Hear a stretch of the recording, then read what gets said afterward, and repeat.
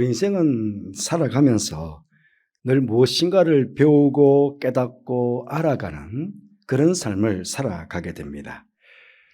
그런데 이런 알아가는 과정 속에서 세상의 지식은 조금 몰라도 괜찮습니다.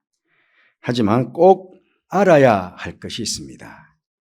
그것은 바로 우리가 신앙 생활을 하면서 우리에게 허락된 구원과 그 구원을 통해서 얻게 되고 누리게 되는 은혜의 풍성함은 무엇인가를 우리는 꼭 알아야 합니다. 왜냐하면 이것이 바로 우리가 이 땅에서 강건하게 복을 누리며 살아갈 수 있는 비결이기 때문에 그렇습니다. 특별히 오늘 본문 말씀은 우리에게 많은 것들을 알려주고 있습니다. 그래서 사도 바울은 이 본문의 말씀을 고린도전서 10장에서 재해석을 하면서 고린도전서 10장 1절에서 이렇게 말씀하고 있습니다. 형제들아, 나는 너희가 알지 못하기를 원하지 아니하노니. 그렇게 말하고 있습니다. 부정의 부정은 강한 긍정이다. 그렇게 말하지 않습니까? 그러니 너희들이 꼭 알기를 원한다. 그렇게 말씀하고 있는 것입니다. 그러면 오늘 본문을 통해서 우리가 꼭 알아야 할 것이 무엇이 있겠습니까? 첫째로는 하나님께서 우리의 믿음을 시험하신다는 것을 우리는 알아야 합니다. 여러분, 하나님께서 우리 인생에 개입하셔서 우리 인생을 인도해 가실 때에는 완벽하게 인도해 가십니다. 하나님의 그 인도하심을 보면요, 신명기 32장 10절부터 12절까지 말씀 보시면요, 여호와께서 그를 황무지에서 짐승이 부르짖는 광야에서 만나시고 호위하시며 보호하시며 자기의 눈동자같이 지키셨도다. 여호와께서 홀로 그를 인도하셨고 그와 함께 한 다른 신이 없었도다. 그렇게 하나님의 인도하심을 설명해 주고 있습니다. 그러므로 우리는 하나님의 이런 인도하심을 믿고 말씀에 순종만 하면 우리의 인생 여정은 만사가 형통하고 시온의 대로처럼 활짝 펼쳐지게 될 것입니다.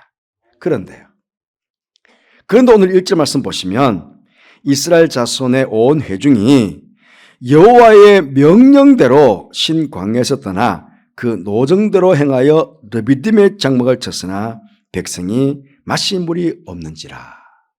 그렇게 말씀하고 있습니다. 분명히 하나님 말씀대로 하나님 명령대로 순종해서 르비딤의 장막을 쳤습니다. 그런데 광야에서 가장 필요한 물이 없다는 것입니다.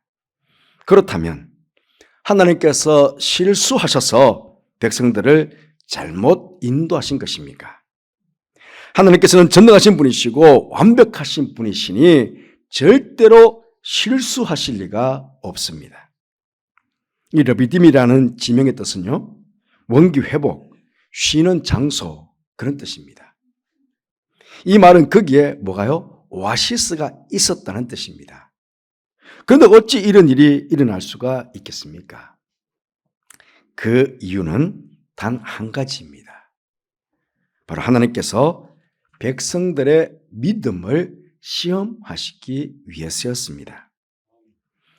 하나님께서 이스라엘 백성들을 출애굽시킨 이유가 무엇입니까? 저들이 애굽에 물이 없어서 목말라 죽어가고 있기 때문에 물을 주기 위해서 애굽에서 구원하신 것입니까? 아니, 오히려 물이라고 하면 그 광야보다야 애굽이 훨씬 낫지 않습니까? 그곳에 뭐가 있습니까? 엄청나게 큰 나일강이 흐르고 있었습니다. 그러니 지금 물 문제가 아닌 것입니다. 지금 그들이 가야 할 곳이 어디입니까? 하나님의 인도하심을 따라 젖과 꿀이 흐르는 축복의 땅인 가나안 땅으로 가야 합니다. 그런데 그들이 들어가야 할 가나안을 소망하기보다는 늘 애굽을 추억합니다. 배가 고플 때도 애굽을 추억하고, 목이 말라도 애굽을 추억하고, 걷기 힘들 때에도 애굽을 추억하고, 한마디로 말씀을 드리면 예수님을 믿기 전에 과거만을 지금 추억하고 있다 하는 것입니다. 오늘 본문 3절 말씀에서도 모세에게 대하여 원망하여 이르되 당신이 어찌하여 우리를 애굽에서 인도해 내어서 우리와 우리 자녀와 우리 가축이 목말라 죽게 하느냐. 그렇게 원망과 불평을 쏟아놓습니다. 애굽이었다면 넉넉한 물에 목말라 죽지 않았을 텐데 라는 것이 아니겠습니까? 하나님께서는 바로 하나님보다 애굽을 더 의지하고 추억하는 그들 안에 있는 이런 불신앙의 생각들을 다 뽑아내시고 오직 하나님만을 믿는 믿음을 그들에게 심어주시고 가나안을 소유할 수 있는 성숙된 신앙인들로 만들어 가고자 하셨던 것입니다. 그래서 그 훈련을 지금 시험이라는 방법을 통해 이 르비딤에서 하고 계시는 것입니다. 성경에서 시험은 두 가지가 있습니다. 하나는 하나님께서 주시는 시험이고 또 하나는 마귀가 주는 시험입니다. 마귀가 주는 시험은 우리로 하여금 넘어뜨려서 하나님의 은혜로부터 멀어지게 만들고 신앙의 자리에서 떠나게 만듭니다. 한마디로 말씀을 드리면 우리를 멸망시키기 위해서 시험합니다. 그러나 하나님의 시험은 우리의 믿음을 더 굳세게 하고 우리를 하여금 더 풍성한 은혜의 자리에 머물도록 하시기 위해서입니다. 그러니 이것은 시험이라기보다는 훈련인 것입니다. 이 사실을 아는 것과 모르는 것은 엄청난 차이가 있습니다. 보십시오. 하나님의 이 시험을 모르는 백성들은 원망과 불평을 쏟아놓지만 이것을 아는 모세는 무엇을 하고 있습니까? 4절 말씀 보시면 모세가 여호와께 부르짖어 이르되 부르짖어 지금 하나님께 기도하고 있는 것입니다. 여러분, 우리에게는 언제나 하나님께서 우리의 믿음을 새롭게 하시고 굳세가시기 위해서 시험을 주신다는 사실을 우리는 꼭 알아야 하겠습니다. 그래서 이 땅을 사는 동안 무슨 일을 만나든지 하나님을 바라보고 하나님을 믿는 믿음이 흔들리지 않는 저와 여러분이 되시기를 간절히 바라겠습니다. 둘째로 우리가 하나님 앞에서 하는 불평과 원망은 불신앙의 죄임을 알아야 합니다. 여러분 오늘 본문 말씀을 보시면서 혹시 이스라엘 백성들이 원망하는 것이 그럴 만도 했겠다 하는 생각이 들지는 않으십니까? 내 임의대로 움직인 것 아닙니다. 하나님께서 가라고 하셔서 갔습니다. 그러면 하나님 말씀에 순종해서 갔으니 하나님께서 마실 물 정도는 알아서 준비해 주셔야 하는 것이 당연한 것 아니겠습니까? 그런데 하나님의 명령대로 순종해서 갔음에도 불구하고 거기에 마실 물이 없었습니다. 이런 당황스럽고 실망스러운 일들이 어디 있겠습니까? 그래서 당장 눈에 보이는 모세를 향해서 원망하는 것입니다. 이게 도대체 뭐냐? 너가 책임져라. 우리 너가 하자는 대로 다 하지 않았느냐? 그런데 어떻게 이런 일들이 일어났느냐? 어디 한번 네가 한번 해보라고. 그렇게 막 모세에 대해서 몰아붙입니다. 심지어는 당장 돌로 쳐 죽일 기세로 모세를 덤벼들었습니다. 그런데 여러분, 이 백성들이 광야에서 이 목마름을 경험한 것이 만약에 지금 첫 경험이었다면 이해가 됩니다만은 그들은 그렇지 않았습니다. 출애굽기 12장부터 출애굽이 시작되지 않습니까? 애굽에서 탈출하자 제일 먼저 구름기둥, 불기둥이 저들을 인도하고 보호해 주었습니다. 15장이 넘어오면 홍해를 건넌 이후에 수르 광야로 들어왔습니다. 사흘길을 가는 동안 물이 없었습니다. 그나마 물을 만났지만 마라의 쓴 물을 만났습니다. 그때도 그들은 원망과 불평을 쏟아 놓았죠. 그때 하나님께서는 마라의 쓴 물을 단물로 바꾸어 주셨습니다. 그리고 종려나무 70주와 물샘 12이 있는 엘림이라는 오아시스로 그들을 인도해 가셨습니다. 16장에 넘어오시면 이제는 먹을 것이 없어서 불평했습니다. 그래서 하나님께서는 그들에게 만나와 메추라기를 보내주셔서 배불리 먹게 해주셨습니다. 그리고 이제 17장으로 넘어온 것입니다. 지금 저들은 광야의 딱 아래에서 고픈 배를 움켜쥐고 목마름에 대한 불평과 원망을 쏟아놓고 있는 것이 아닙니다. 하나님께서 은혜로 주신 구름 기둥의 그늘 아래에서 주님께서 주시는 만나를 먹어가면서 지금 그들은 하나님 앞에서 원망과 불평을 쏟아놓고 있는 것입니다. 여러분, 그렇습니다. 우리의 영적인 눈이 어두워지면 정말 보아야 할 것을 보지 못하게 됩니다. 한 번만 자신들이 걸어온 길들 뒤로 한 번만 돌아보면 하나님께서 어떻게 자신들을 인도하고 보호해 주는지 알 것 아니겠습니까? 아니요. 눈을 들어 한 번만 하늘 위를 쳐다보면 그게 뭐가 있습니까? 구름 기둥이 있습니다. 200만 명이 쉴 수 있는 그늘이 져 있습니다. 큰 구름 기둥입니다. 지금도 밖에 비가 오고 있지만 구름이 뭡니까? 물주머니 아닙니까? 물주머니. 결국 지금 저들의 눈에는 하나님이 보이지 않는 것입니다. 영적으로 눈이 어두워지니까 하나님이 보이지 않고 당면한 문제만 지금 크게 그들 눈에 보이는 것입니다. 그래서 오늘 2절 말씀에 모세가 뭐라고 책망합니까? 너희가 어찌하여 하나님을 시험하느냐? 하나님이 계신가 아니 계신가 왜 시험하느냐? 그렇게 책망하고 있는 것입니다. 그렇습니다. 지금 저들 눈에는 하나님이 보이지 않으니까 하나님의 존재 자체를 지금 의심하고 있는 것입니다. 하나님이 살아계시면 어떻게 이럴 수가 있느냐고, 정말 하나님께서 인도하시는 길인데 어떻게 이럴 수가 있느냐고 그렇게 원망하는 것 아니겠습니까? 여러분, 그렇기에 우리 성도들에게 있어서 하나님 앞에서의 이런 불평과 원망은 자칫 하나님에 대한 불신앙의 죄를 범할 수 있습니다. 결국 이런 원망은 우리의 영적인 눈을 더욱 어둡게 하고 우리로 하여금 하나님의 은혜에서 더욱 멀어지게 만들며 우리 입에서는 감사와 찬송을 잃어버리게 하고 우리의 마음은 더욱 강팍해져 가게 되는 것입니다. 오늘 원망하는 백성들을 보십시오. 더욱 그 마음들이 강팍해져서 모세를 돌로 쳐 죽이려고 하지 않습니까? 바울사도가 이 사건을 고린도전서 10장 10절에서 이렇게 해석합니다. 그들 가운데 어떤 사람들이 원망하다가 멸망시키는 자에게 멸망하였나니 너희는 그들과 같이 원망하지 말라.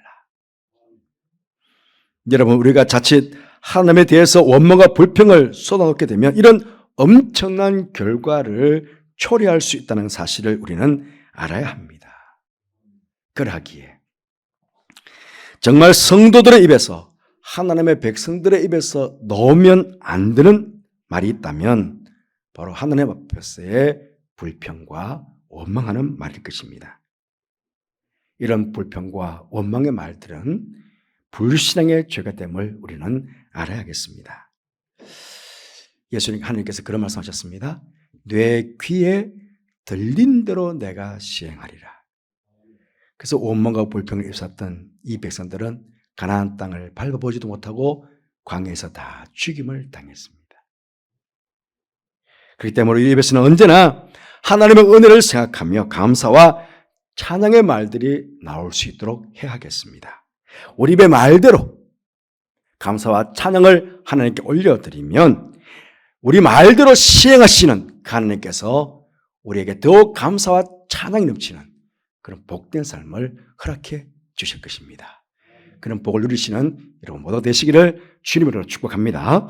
세 번째로 그리스도 안에 모든 문제의 해결책이 있음을 우리는 알아야 되겠습니다. 하나님께서 원망하고 있는 백성들을 바라보시면서 모세에게 한 방법을 가르쳐 주셨습니다.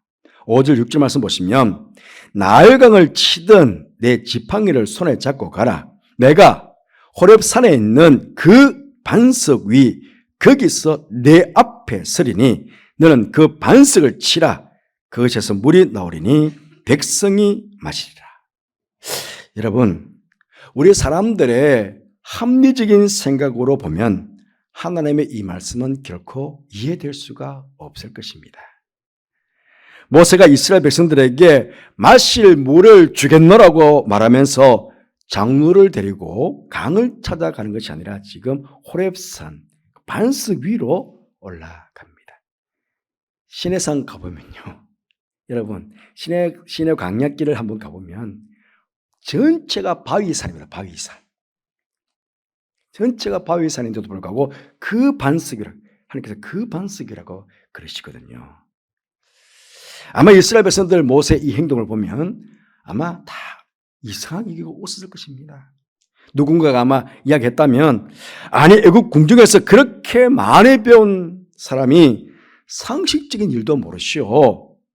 산 위에서 무슨 물이 난단 말이요. 그것도 반석에서 무슨 물이 난단 말이요. 이 200만 명이 먹어야 되는데 마셔야 되는데 혹시 나이가 들더니 노망이 난 것이 아니요. 막 그랬을 수도 있을 것입니다. 백성들 중에 반석에서 물이 나올 것이라고 믿는 사람이 과연 몇 명이나 되었겠습니까? 그런데 그 반석을 내리쳤을 때 거기에 있는 200만 명과 가축들이 마실 물이 쏟아져 나왔습니다. 여러분, 이 사건을 바울서는 정확하게 고린도전서 10장에서 이렇게 해석하고 있습니다. 고린도전서 10장 4절 말씀에 다 같은 신령한 음료를 마셨으니 이는 그들을 따르는 신령한 반석을부터 마셨음에 그 반석은 곧 그리스도시라. 그렇게 해석해 주고 있습니다. 여러분, 우리 인생에 당면한 본질적인 문제 해결책은 하나님만이 해결해 줄 수 있으십니다. 그리고 그 방법은 바로 당신께서 고난을 당하심으로 해결하시는 길이었습니다. 나일강을 치던 모세의 지팡이는 어떤 지팡이였습니까? 나일강을 치던 그 지팡이를 가지고 와서 치라고 그랬거든요. 나일강을 치던 그 지팡이는 바로 심판의 지팡이였습니다. 애굽 사람들이 신으로 섬겼던 그 나일강을 심판하니까, 내리치니까 그 물이 피로 변했습니다. 그런데 지금 하나님께서 그냥 반석이라고 그러시지 않으시고 바로 그 반석 위에 내가 서리니 너는 그 반석을 치라고 지금 말씀하고 있습니다. 그러니 모세가 지팡이로 내리친 것은 반석이 아니라 반석 위에 서 계시는 바로 그 하나님을 내리친 것입니다. 죄 가운데 허덕이는 인류가 심판을 받아야 하는데 하나님이신 예수님께서 인류를 대신해서 십자가에서 그렇게 심판을 받으신 것입니다. 바로 반석이신 예수님께서 자신의 육신을 깨뜨리신 것입니다. 우리 인류는 예수님의 죽음을 통해서 쏟아져 나온 생명수를 마심으로 죽음으로부터 살아나게 되었고 인생의 모든 문제를 해결받게 된 것입니다. 여러분, 지금도 세상의 수많은 사람들은 예수님의 십자가 고난 안에서 얻게 되는 영원한 생명수가 우리를 살린다는 이 사실을 모르고 있습니다. 십자가의 도가 멸망받는 자들에게는 미련하게 보일 뿐이라고 말씀하신 것처럼 세상 사람들 눈에 반석을 치는 것이 미련한 것에만 보일 뿐입니다. 하지만 여기에 참된 생명의 길이 있습니다. 여기에 우리가 당면한 모든 인생의 문제를 해결할 수 있는 길이 있다는 것입니다. 이 사실을 우리는 꼭 알아야 하겠습니다. 사랑하는 성도 여러분, 오늘도 우리는 광야와 같은 세상을 살아가고 있습니다. 우리를 훈련시키시는 하나님의 시험이든지 우리를 넘어뜨리려는 마귀의 시험이든지 목마름과 같은 공간 일들이 끊임없이 다가오게 될 것입니다. 그때 원망과 불평을 쏟아놓기보다는 십자가를 지신 예수 그리스도 안에 모든 문제의 해결책이 있음을 알고 흔들림이 없이 믿음으로 주님을 바라보시는 여러분들 되시기를 바랍니다. 그래서 반석 되신 예수님께서 십자가를 통해서 우리에게 주신 참된 생명수를 마심으로 이 땅에서 늘 새로운 삶의 활력과 힘을 얻어 축복된 인생을 살아가는 여러분 모두가 되시기를 간절히 바라겠습니다. 그리고 이 진리의 복음을 아직도 모르고 있는 세상 사람들에게 이 진리의 복음을 전해줄 수 있는 참 제자의 삶을 살아가는 우리 모두가 되기를 주님의 이름으로 축복합니다. 기도하겠습니다.